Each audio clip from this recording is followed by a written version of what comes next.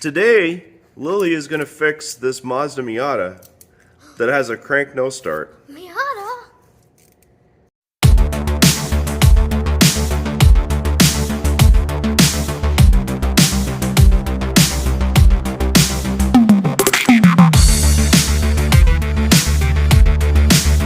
So we have here this Mazda Miata that showed up, and it doesn't. It cranks but doesn't start. Let's duplicate the concern.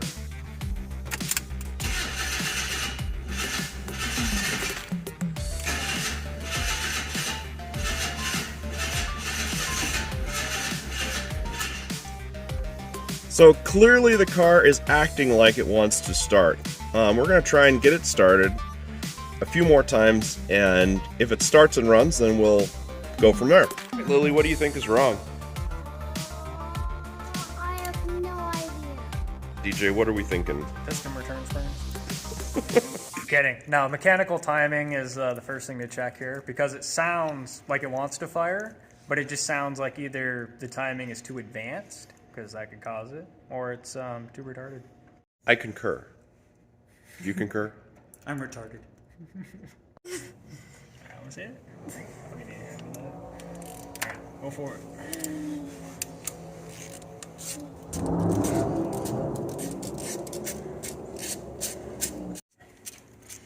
Got it. Now we gotta take the brackets off. Alright, well DJ's got this cover off, and yeah, he's got, this is an ITM timing belt. Not necessarily a bad thing, it just means it's a belt. And then it's just a matter of identifying, so there's a, looks like a mark there, and there's a mark over there, so it's a matter of identifying where these marks line up. Yeah, so DJ's gonna line up and find out what those marks are, and we'll get a word back.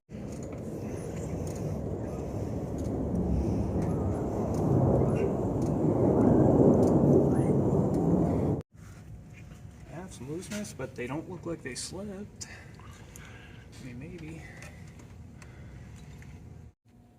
But those are, there's some autos on the plug.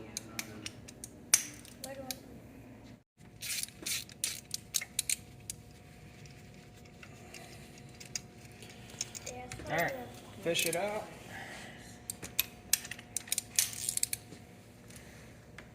They have bags to go over them. They should. On my hand. Grab it. Alright. How's it look? What does the end look like? Another wet and black? Alright, this thing is definitely flooded. Nice and rich. What else do we see on these spark plugs? Someone used some good lithium grease so the boots don't get too tough to where they tear, so that's pretty good. Looks like torque could be a little bit better on them. Yeah, they could definitely get tightened down to spec. I don't think they're tightened down to spec because it didn't take any energy to take them out of the cylinder head.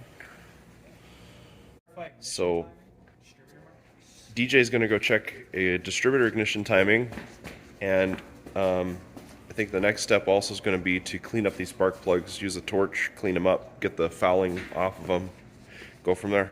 Alright, so we changed the firing order on the coils and now the car runs. But it's smoking pretty bad. So definitely an issue there. They're backwards. Alright, so what we're doing right now is we're going plug by plug on the wiring diagram, verifying, because a lot of these connectors you can see have some crimp connections to them. So our concern is particularly at this AFM, that, or mass airflow sensor, it's particularly concerning because we want to make sure that we're tied in correctly here. Wire running in? So what DJ is showing me is that this is the signal wire right here, and it's a shielded wire. Yep. So you have this wire right here. This wire goes around the outside of an insulated wire on the inside, And these jokers, when they were working on this, crimped both the insulated and non-insulated. Well, they crimped both the shield wire and the sensor wire together, which grounds the signal. So there's probably where most of our problem is, because this right here, this is the shield, this is the wire that's the signal wire. This right here is our shielding that's wrapped around it. So Usually find them on cam crank sensors and yeah, and it's to prevent radio interference from getting to the computer and confusing the signal. But yeah, if you run this goes to ground. This will interfere with the signal. Well, hard to conceive, but I don't see any smoke out that tailpipe. We had bluish gray smoke out the tailpipe. Runs way smoother.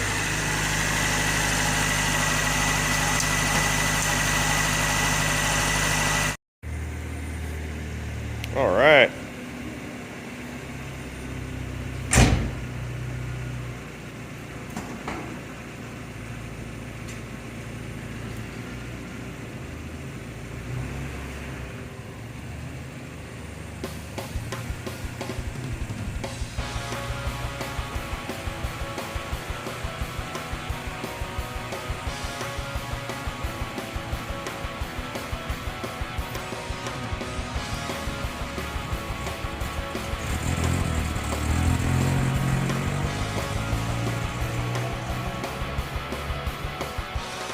So clearly something else is aloof, but we'll deal with that at some point.